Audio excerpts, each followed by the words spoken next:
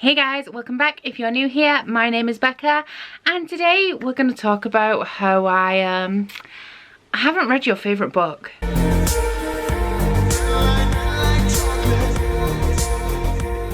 So today I have a stack of books to talk to you about that are on my TBR. They are considered booktube darlings. They are the books that you assume most booktubers have read, and I haven't, you know. There are a few very popular series that I haven't read that aren't on here. So shout out to Sesame by Sahara Murphy. No idea what that book is about. Don't own it, haven't read it, not sure if I will. So you know the kind of thing you're getting into in this video now. Like Sesame, these are very popular series that I haven't read yet, and I do own all of these ones, so I do plan to at some time. But you know, a lot of people assume that I've read some books or ask me if I have, and here's your answer. I haven't read these ones. These are all young adult books because booktube is predominantly and has predominantly been known for young adult in the past. I will do an adult version of this with all those adult high fantasy series that I haven't read yet, although I have done like some 5-star prediction videos, which is essentially a list of epic fantasies that I want to read. But let's just get into some of these books, shall we? So the first one is Gone by Michael Grant. This is a dystopian story where all of the adults have disappeared. That is all I know about it. Now, to let you know how long I have owned this book, this is one of the first books I ever bought from Waterstones when I was at university, and I left university 4 years ago. So that's how long this has been around. And yeah, I was really into it at the time. Not sure if I'm gonna like it now, but I will hopefully read it one day. This is one of those classic series like The Hunger Games that is from a while back that everybody used to love. Don't know how everybody feels about it now, but I haven't read it. Then we have Miss Peregrine's Home for Peculiar Children, and funnily enough, when I went onto my Goodreads to read shelf and organised it by average ratings, this was one of the highest ones, and I definitely thought that a few more books in this list were a lot more popular than this one. I have seen the movie adaptation of this, but it didn't really stick with me. But I think it is about a boy whose grandfather went to stay at this home for peculiar children, and it is where strange children go who have weird abilities that people don't really know how to control. For some reason, it's in trouble and they end up on Blackpool Pier, which is a place I've been to frequently. I don't really know much about this one. I think when I bought this, I did buy this in New York in 2014. And I think when I bought this, I thought it was very creepy because of the pictures. And then when I watched the movie, it didn't have the premise that I thought it did, and I just haven't gotten around to it yet. This one may hurt you guys, but I have not read Lady Midnight or any of the Dark Artifices series by Cassandra Clare. You guys may know that I've been kind of feeling pretty ambivalent towards Cassandra Clare recently. I loved The Mortal Instruments when I read them, and then I read The Infernal Devices a number of years after that, and I just wasn't a fan. And now, because this series or this world is just not ending, I feel like it's kind of milking the cow, and it makes me a little bitter, I can't lie. So my idea is that I'm going to try out this series. I will read this trilogy, but if I don't love it with my entire heart, I will not be reading any more Shadowhunter books after this. And I've kind of just been putting it off because of the way Cassandra Clare books make me feel at the minute. But yeah, I haven't read this, and people say it's amazing and it's going to break my heart, and I want that.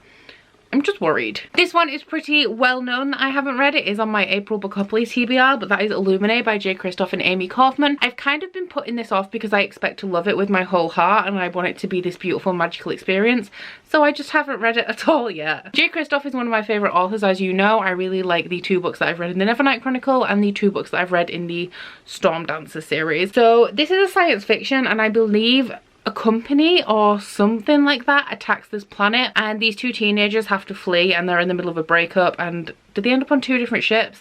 I don't know, but everyone says that this is told in mixed media because it is told in mixed media, and I have also been told to listen to the audiobook while I read this, so I'm going to try and hunt that down. Hopefully we'll get to it this month, but it is quite high up and it's not on my non-negotiable TBR, so we will see if I get to it. But regardless, just know that I am like really putting this off because I think I'll love it so much. However, I did order the Goldsboro edition of Aurora Rising, and while I don't think they're connected because it is by J. Kristoff and Amy Kaufman and it is another young adult sci-fi, kind of want to read this before I read that, and that is out very, very soon. Another booktube staple, but this is a more recent one, and that is An Ember in the Ashes by Sabaa Tahir. I still don't know what this is about, and people are reading it at the minute because it is the quarterly club's pick of the quarter. I know there are some people with masks, and there are some people that don't have masks, and the main character's brother was kidnapped and she puts on a mask to try and find him. Is that right? Am I even close?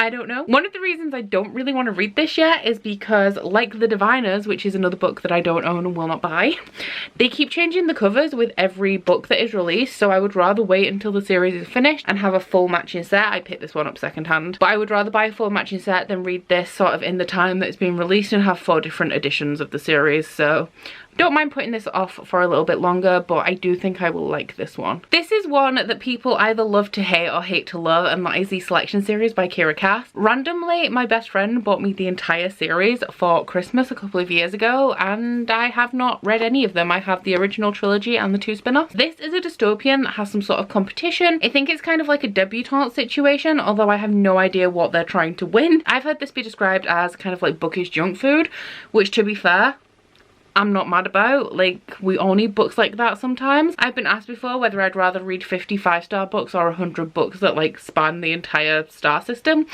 and I'd rather read the 100 books because you need some trash to make the good stuff seem real good, if you know what I'm saying. I'm really not sure when I'm gonna get to this, really not sure how I'm gonna feel about it, but you know, I'm willing to give it a try and see where I stand on this series. Now, these are the 2 that are really gonna hurt. The first one is The Raven Boys by Maggie Stiefvater. I recently read the Wolves of Mercy Fall series by Maggie Stiefvater, which is another book that I've had for ages and not wanted to read, and I enjoyed Maggie's writing, and that entire series was kind of comforting.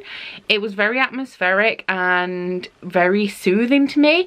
I also really liked the audiobooks, which had a full cast, and for some reason I just felt really relaxed when I was reading this series, so I expect similar things from this. I've heard that the second book is awful, but I've also heard that the second book is amazing. This follows a girl who is from a family of psychics but isn't a psychic, and she meets these boys called the Raven Boys who are looking for some ley lines and a Welsh king, and if she kisses a boy they'll die.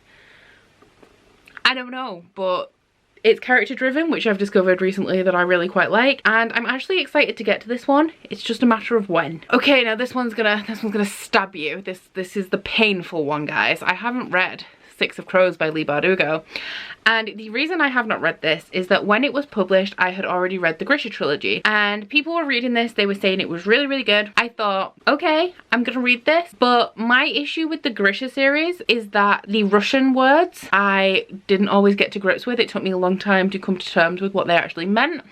So I thought it may be a good idea for me to actually reread the Grisha series before I read this, just to be more familiar with the world, so that I could enjoy this book, which is a lot of people's favourite book, to its full potential. The problem is, I still haven't reread the Grisha series.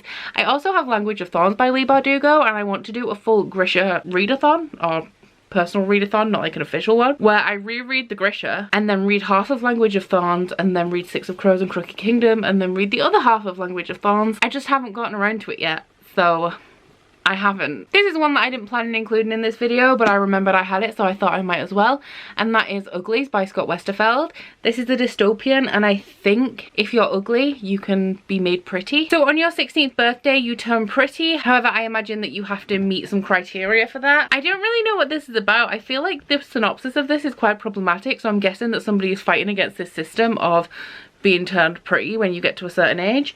But yeah, honestly, no drive to read this anymore, but I have it, so I will get to it one day. I'm assuming I'll at least try it out, but that day has not arrived yet. So those are all the books that you love that I haven't read. Please let me know if there are any others that you feel that I've missed. Obviously you may not know if I've read them or not, but most of the real popular ones that I haven't mentioned here I feel like I have covered, but of course popularity is relative. Like I said, I'll probably do an adult version of this with all of the epic fantasies that I want to read, which is, you know, like, it's a lot. There's all of Brandon Sanderson really and all of Robin Hobb, but we'll do it anyway. Please don't forget to like this video if you liked it and subscribe if you want to. If you head into my description box you'll find a link to my Goodreads, Instagram and Twitter if you'd like to follow me on any of those, as well as a link to my Bookish body butter and candle website, the Instagram for that, and a 10% off discount code. But that's it from me today, guys.